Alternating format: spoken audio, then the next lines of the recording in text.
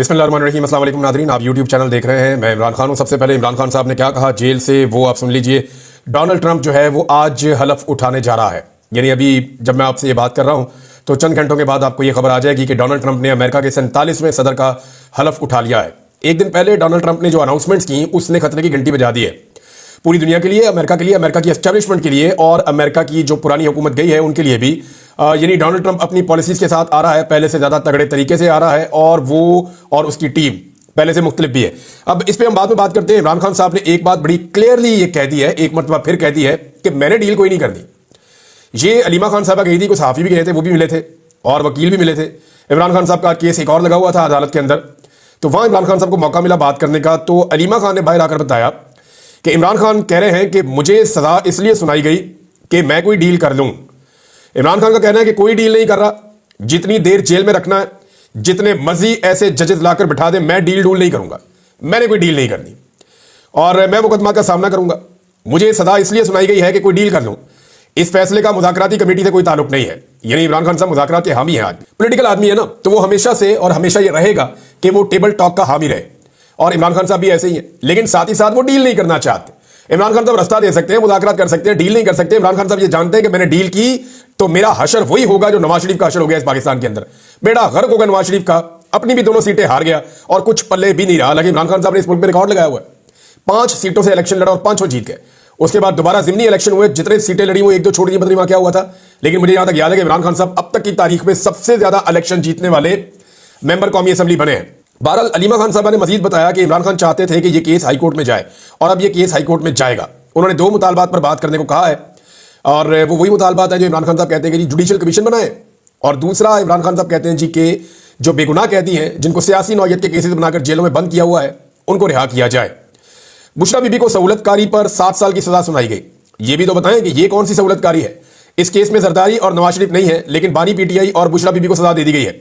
नाज़रीन, आपको पता है कि लाहौर में डोसो कनाल का एक बिलावल हाउस है, उसके बड़े चर्चे और बड़ा रोला पड़ा हुआ है और ये बैरिया टाउन के अंदर है। बैरिया टाउन के अंदर जो एक कनाल है ना, वो भी बहुत महंगा है आजकल। यानी अगर आपने एक कनाल का घर लेना है बैरिया टाउन में तो आपको 15 करोड़ रुपए तक का मिल सकता है और 10 करोड़ रुपए तो नॉर्मल कीमत है। तो ये इतना महंगा घर है लाहौर के अंदर बैरिया टाउन में, और वो बड़ा पोश एरिया बना हुआ है, बड़ी जबरदस्त सिक्योरिटी इन्होंने लगाई हुई है, अपना बिजली का निजाम लगाया हुआ है, अपना पूरा एक गेटेड कम्युनिटी है। तो बैरिया टाउन के अंदर फैसिलिटीज भी है, कमर्शियल एरियाज भी है। तो वो एक अलग शहर ही उन्होंने डेवलप किया हुआ था मलिक रियाज साहब ने वहां पे।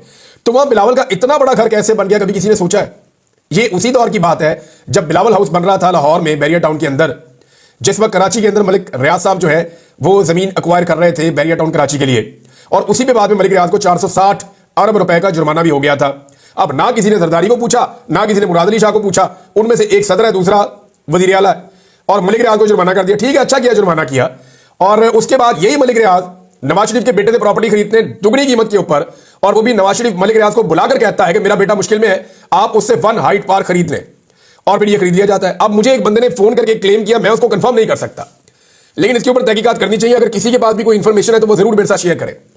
मैं मलिक रियाज साहब के जो सोर्सेज हैं, अगर वो भी ये बताना चाहते हैं तो मुझे जरूर बताएं। मेरी इंफॉर्मेशन जो मुझे एक बंदे ने बात बताई है, अभी उसके ऊपर तहकीकात होना बाकी है, लेकिन क्लेम एक बंदे ने मुझे ये किया कि ये जो नवाज शरीफ के बेटे को दुगना पैसा दिया गया बरतानिया में मलिक रियाज के बेटे की कंपनी की जानिब से, ये इसमें मनी लॉन्ड्रिंग का वो पैसा शामिल था जो यहां पे मलिक रियाज को दिया गया नवाज शरीफ की जानिब से, जो लूटमार का पैसा था। और ये पैसा था जो जाली आईपीपीएस लगाए गए पाकिस्तान में। यानी बहुत बड़े बड़े कमीशन इन्होंने कमाए ना आईपीपीएस लगा के। ये जो आईपीपीएस जिनकी कीमत अभी भी आप चुका रहे हैं, 1 यूनिट आप बिजली इस्तेमाल करते हैं, 3 यूनिट के आप पैसे देते हैं। उसकी वजह क्या है? उसकी वजह यह है कि कैपेसिटी पेमेंट्स। तो इन्होंने जो धड़ाधड़ ये आईपीपीएस लगाए थे तो इनको सवाब तो नहीं हो रहा था, कमीशन ही मिल रहा होगा ना। यानी मुबैना तौर पे इसमें कमीशन है, और ये कमीशन का पैसा जो है वो मलिक रियाज को दिया गया, जी मेरे बेटे को वहां पे आप दे दे उस प्रॉपर्टी को खरीदने के बदले में। तो 20 मिलियन पाउंड की प्रॉपर्टी 45 मिलियन पाउंड में खरीद ली वहां पे। तो पागल तो नहीं था मलिक रियाज या उनका बेटा कि उसने इतनी महंगी खरीद ली। तो अब ये भी एक बंदे ने मुझे बात बताई है, आई एम नॉट श्योर, लेकिन मलिक साहब इसको अगर कंफर्म करना चाहे अव्वल तो वो करेंगे नहीं, क्योंकि मलिक रियाज पे बहुत दबाव डाला था मलिक रियाज पर जनरल फैज हमीद ने कि जरदारी के खिलाफ जो है वो स्टेटमेंट दे दो। तो मलिक रियाज ने नहीं दिया स्टेटमेंट। मलिक रियाज ने यहां तक कहा था मैंने गोली मार दो, मैंने नहीं ये बयान देना जरदारी के खिलाफ। फिर मलिक रियाज को नवाज शरीफ के खिलाफ भी इस्तेमाल करने की कोशिश की गई, जो कुछ भी मलिक रियाज ने नवाज शरीफ के साथ मिलकर किया, और फाइनली जो है वो इमरान खान के मामले में तो था ही कुछ नहीं, तो यहां पे भी बहुत दबाव डाला गया। लेकिन मलिक रियाज ने आज तक किसी का पोल नहीं खोला। अगर मलिक रियाज ने मुंह खोला ना तो पाकिस्तान में एस्टेब्लिशमेंट और सियासी जमातें बहुत सारे लोग मुंह दिखाने के काबिल भी नहीं रहेंगे। बहरहाल ये मामला जो है वो यहां तक है। इसके बाद अलीमा खान ने मजीद कहा कि हाईकोर्ट में जाकर ये सारा केस मजीद खुलेगा और ये सारे नाम आपसे सुनेंगे। नासिर जावेद राणा पर सुप्रीम कोर्ट ने भी एतराज उठाए थे। इस किस्म के जजेस आप हाई कोर्ट में भर्ती करने की कोशिश कर रहे हैं जो चोरी, डाका और मैंडेट चोर को तहफ्फुज़ दें। अच्छा नाज़रीन, इस पे एक बात आप और याद रखें कि इस्लामाबाद हाई कोर्ट में मैंने आपको बहुत पहले खबर दी थी, आज से वो तकरीबन 1.5 माह पहले खबर दी थी मैंने आपको, 1.5 या 2 माह हो गए। मैंने आपको बताया था, वो क्लिप भी निकाल के आप सुन सकते हैं। लगभग 2 माह पहले मैंने बताया था कि इमरान खान साहब को तब तक सजा नहीं दी जाएगी जब तक कि इस्लामाबाद हाई कोर्ट में नए जजेस नहीं आ जाते, और जब मर्जी के नए जजेस इस्लामाबाद हाई कोर्ट में आ जाएंगे तब इमरान खान साहब को अलकादर यूनिवर्सिटी केस में सजा दी जाएगी, ताकि जब वो अपील के अंदर जाए इस्लामाबाद हाई कोर्ट में तो अपने मर्जी के जजेस के पास वो अपील लगाई जाए और इमरान खान साहब की सजा को मजीद लंबा किया जा सके और उन्हें जेल में रखा जा सके। अब वो खेल खेल दिया गया। 2 नए जजेस जो हैं वो शामिल हो गए हैं इस्लामाबाद हाई कोर्ट में। अब इन 2 जजेस के आने के बाद जो डिविजनल बेंच बनाए गए हैं, क्योंकि इमरान खान साहब की अपील जो है वो डीबी में जाके लगेगी, वो 2 जज उसको सुनेंगे। नॉर्मली इमरान खान साहब की अपीलें जो जाती हैं या बुशरा बीबी की जो अपीलें जाती हैं वो chief justice Islamabad high court Aamir Farooq साहब अपने पास लगवा लेते हैं। और आमिर फारूक साहब के मामले में पाकिस्तान तहरीक इंसाफ और इमरान खान साहब बार बार ये कह चुके हैं कि वो हमारे मामले में बाइस्ड हैं, वो हमारे मुकदमात ना सुना करें, लेकिन इसके बावजूद आमिर फारूक साहब अपनी ही अदालत में इमरान खान साहब के मुकदमात लगाते हैं। अब आमिर फारूक साहब ने जूनियर तरीन जज जो नए अपॉइंट हुए हैं उनमें से एक जज को अपने साथ मिलाकर एक डीबी बना ली है, जस्टिस इनाम अमीन मिन्हास। ये जज साहब आ गए हैं और ये अब हिस्सा है उस डीबी का जो आमिर फारूक साहब के साथ बनी है। अब इसमें ज्यादातर लोग ये कह रहे हैं कि यही बेंच है जिसके सामने देखें कैसा मजेदार पाकिस्तान का निजाम है। आप कभी भी ये नहीं बता सकते थे केस फाइल करने से पहले कि किस जज के पास लगेगा। इमरान खान साहब ने अभी सिर्फ दस्तखत किए वकालतनामों के ऊपर, उनकी बीवी ने भी सिर्फ दस्तखत किए वकालतनामों के ऊपर, और यह केस लाकर लगाया जाएगा इस्लामाबाद हाई कोर्ट में। और पहले से सारी दुनिया कह रही है कि आमिर फारूक साहब अपने पास लगवाएंगे और इसी मकसद के लिए उन्होंने एक जूनियर जज को अपने साथ डीबी में शामिल कर दिया है। इसके ऊपर सलमान अकरम राजा साहब ने अपना एक मौक़िफ़ दिया है। उन्होंने कहा जी हम इसकी मुखालफत करेंगे, ऐसा नहीं हो सकता, ये रवायात के खिलाफ है। इतना एक संजीदा नौयत का अहम तरीन केस है, उसमें सीनियर जज के साथ एक इंतहाई जूनियर जज को शामिल कर देना ये ज्यादती है। और यानी आप ये देखें ना कि आमिर फारूक साहब तो अब तक इमरान खान साहब को इंसाफ उस मामले में नहीं दिलवा सके जब उन्हें 9 मई को अदालत तोड़कर, यानी हाई कोर्ट के अहाते के अंदर से उनको अदालत का एरिया तोड़ने के बाद उनको गिरफ्तार किया गया था। फौजी अदालतों ने उसके बाद होने वाले वाकयात में सजाएं सुना दी हैं। हालांकि फौजी अदालतों के अंदर वो जज नहीं होते, वो बेचारे कानून को जानते भी नहीं है, उन्होंने बेचारे रोल रोल के उन्होंने सजाएं सुना दी हैं। लेकिन आमिर फारूक साहब अभी तक अपनी अदालत में होने वाली तौहीन या अपनी अदालत को तोड़ने वाले मामले में और वहां से एक साबिक वजीर आजम को अगवा करने के मामले में अब तक कोई पेशरफ्त नहीं कर सके हैं। तो ये जनाब आमिर फारूक साहब का और उनकी अदालत का इस वक्त सूरत हाल है, और उसमें इनाम अमीन मिन्हास साहब को शामिल किया गया है। ज्यादा प्रोबेबिलिटी यह है कि केस इमरान खान साहब का जाकर इस बेंच के सामने लग जाएगा, लेकिन जिस बेंच के सामने भी लगे केस के अंदर है ही कुछ नहीं, केस के पल्ले ही कख नहीं है।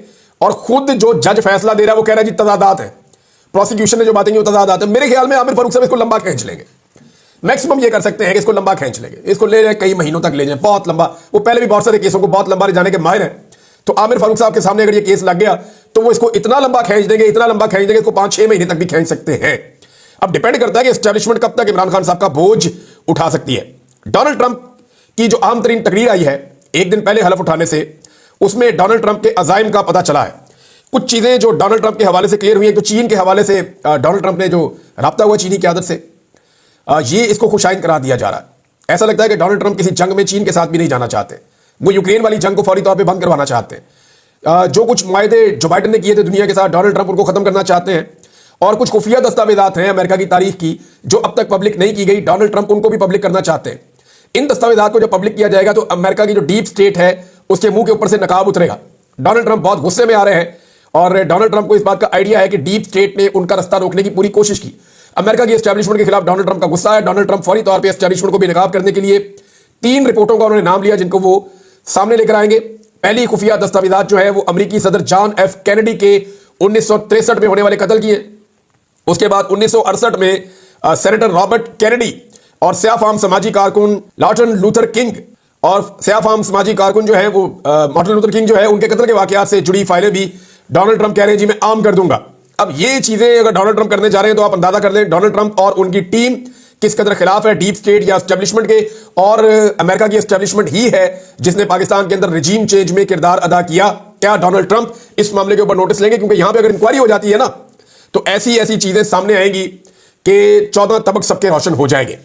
एक और खबर है नाजरीन, और वो खबर यह है कि 8 फरवरी को हुकूमत ने ऐलान कर दिया कि यौम तामीर और तरक्की हम मनाएंगे।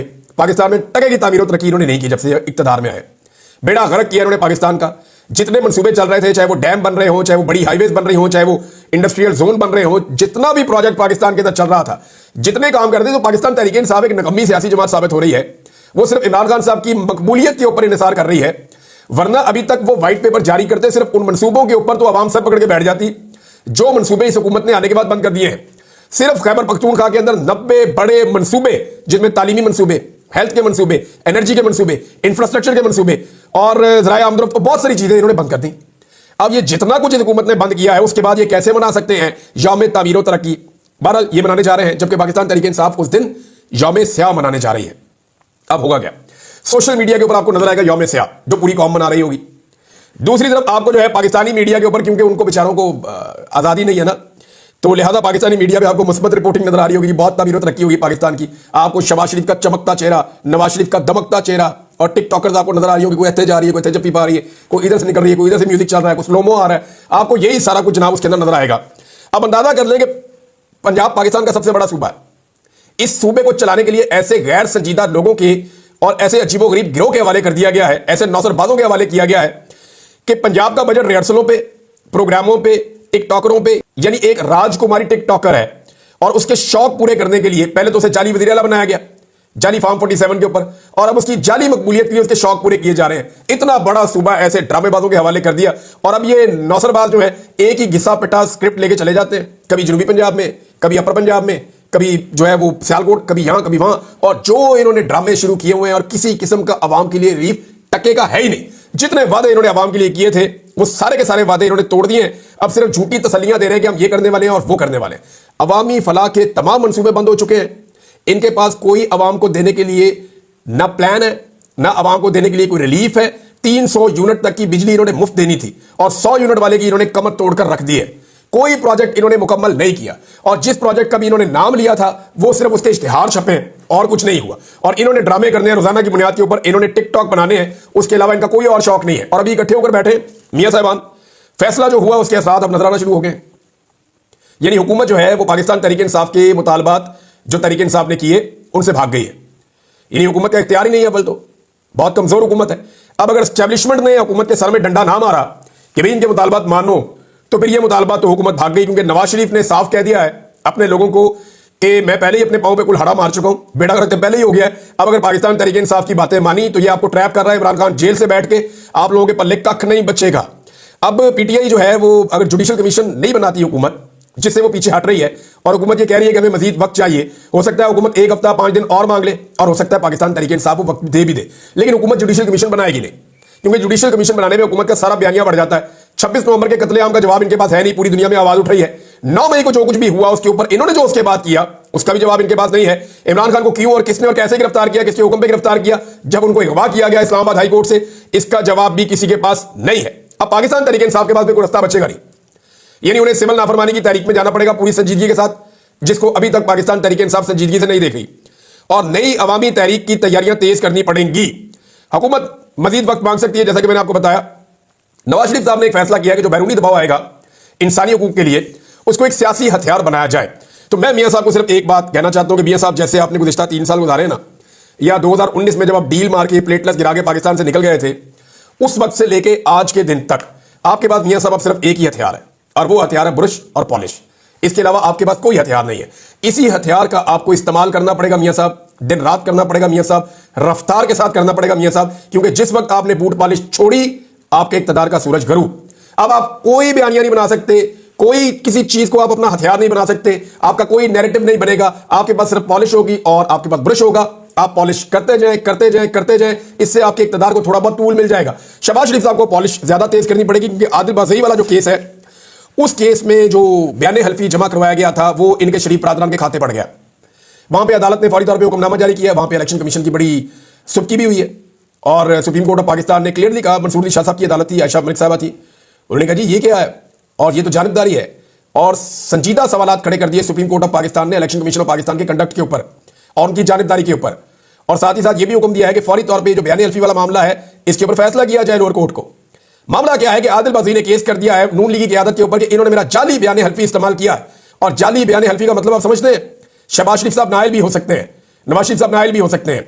तो ये इनके सर पे दोबारा एक तलवार लटक रही है और सुप्रीम कोर्ट ऑफ पाकिस्तान से लटक रही है। आदिल बजई जिसको ये सारे फंसा रहे थे, अब ये सारे उसके हाथ में आकर फंस गए हैं। नाज़रीन, एक और चीज, जस्टिस मंसूर अली शाह साहब की अदालत में एक केस लगा हुआ था। ये एक 3 रुकनी बेंच था जिसने इस केस को सुनना था। मैं सिंपलीफाई आपको कर दूं कि जो टेक्निकल चीजें हैं वो सारी जो कोर्ट रिपोर्टर हैं वो आपको बता रहे हैं, वहां से बहुत सारे वीलॉग्स और इन्फॉर्मेशन आ रही है, आपको मिल भी जाएंगी, लेकिन मैं आसान करके आपको बताता हूं। सुप्रीम कोर्ट में एक केस आया हुआ था जिसके अंदर एक मखसूस शिक है आइन की, उसकी तशरीह की बात की जा रही थी। अच्छा, इस शिक के साथ एक चीज तय हो जानी थी। मामला यह तय हो जाना था कि आईनी बेंच के इख्तियारात या आईनी बेंच जो है उसकी हैसियत क्या है, यानी जो मामला है वो दूसरे बेंचेस में जा सकते हैं या नहीं जा सकते।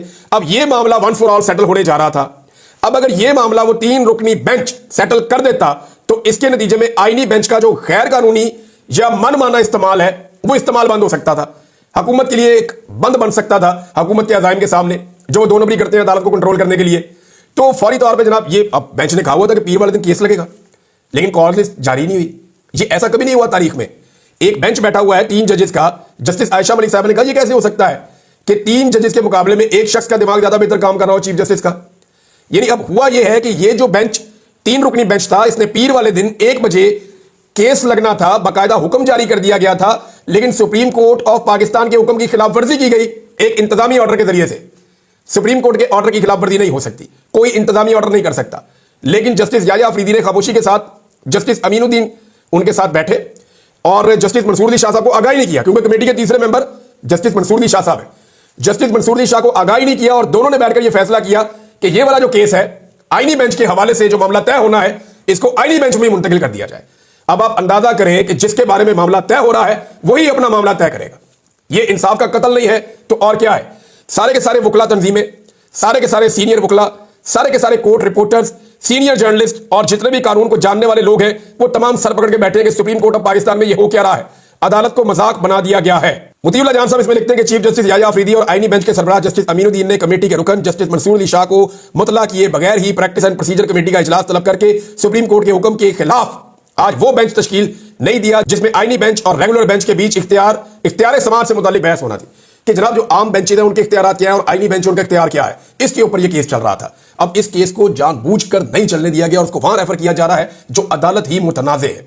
अब अंदाजा कर लें कि इस वक्त काजी फायद ईसा के जाने के बाद हमें ऐसा लगता था कि सुप्रीम कोर्ट ऑफ पाकिस्तान का माहौल बदलेगा, लेकिन सुप्रीम कोर्ट ऑफ पाकिस्तान का माहौल बिल्कुल वैसा ही है। सुप्रीम कोर्ट ऑफ पाकिस्तान एक चीज का ऑर्डर देती है, लेकिन क्योंकि वो ऑर्डर मौजूदा हुक्मरानों को और एस्टेब्लिशमेंट को सूट नहीं करता तो वहां सुप्रीम कोर्ट के अंदर बैठे हुए जज साहिबान उस ऑर्डर को उड़ा देते हैं, यानी उसकी खिलाफ वर्जी कर देते हैं। अब ये एक अजीबोगरीब सिचुएशन बन गई है सुप्रीम कोर्ट में और ये मामला यहां रुकेगा नहीं, ये मामला भी आगे चलेगा। वो लोग जो 26वीं आईनी तरमीम पे भी खामोश थे वो भी अब चिल्ला उठे हैं कि अदालत की तौकीर खत्म हो गई है और ये अदालत को एक सर्कस में कन्वर्ट किया जा रहा है। अब तक के लिए इतना ही, अपना ख्याल रखिएगा, अपने चैनल का भी अल्लाह हाफ़िज़।